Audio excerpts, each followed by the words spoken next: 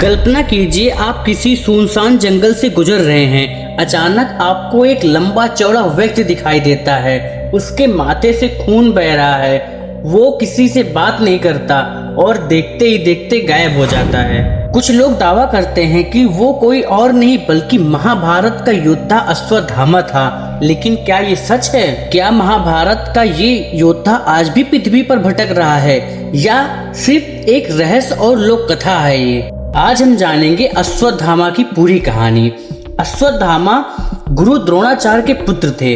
द्रोणाचार्य उस समय के सबसे महान गुरुओं में से एक माने जाते थे। कहा जाता है कि जब अश्वत्थामा का जन्म हुआ तो उन्होंने घोड़े जैसी आवाज निकाली, इसी कारण उनका नाम पड़ा अश्वत्थामा।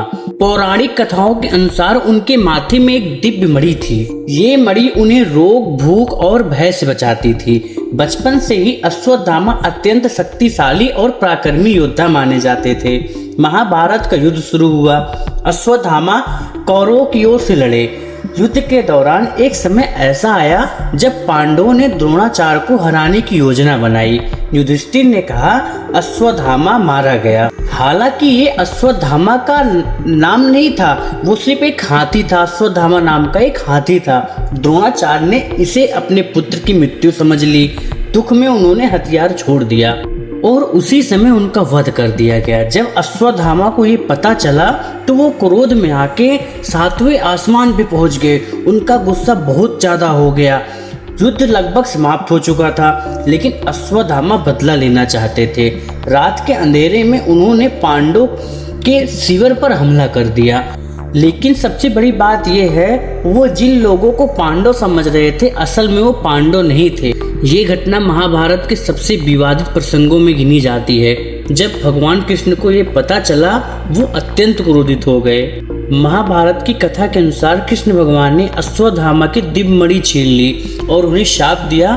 कहा जाता है कि वे हजारों वर्ष तक पृथ्वी पर भटकते रहेंगे। उनके माथे का घाव कभी नहीं भरेगा, उन्हें शांति नहीं मिलेगी। यही कारण है कि अश्वत्थामा को चिरंजीवों में गिना जाता है। भारत में कई कहानियां प्रचलित हैं। कुछ लोग दावा करते हैं कि मध्य प्रदेश के जंगलों में प्राचीन मंदिरों में उन्होंने एक रहस्यमयी व्यक्ति को देखा है। उसके माथे पर घाव था और वो अचानक से गायब हो जाता था। कुछ लोग मानते हैं कि वो अश्वत्थामा थे, लेकिन यहाँ एक महत्वपूर्ण बात है, इन दावों का कोई वैज्ञानिक या ऐतिहासिक प्रमाण उपलब्ध नहीं मिला। अधिकांश कथाएं लोक कथाओं और मौखिक परंपराओं पर आधारित है। विज्ञान के अनुसार किसी इंसान का हजारों वर्ष तक जीवित रहना संभव नहीं माना जाता। आज तक कोई प्रमाण नहीं मिला है जो साबित करे कि कोई मनुष्य हजारों वर्षों से जीवित है। इसलिए इतिहासकार और वैज्ञानिक अश्वत्थामा की अमरता का कोई प्रमाण नहीं पाए। लेकिन सबसे बड़ा सवाल आज भी यही है, अगर अश्वत्थामा जीवित नहीं हैं तो हजारों साल से उनकी कहानियां क्यों सुनाई जाती हैं?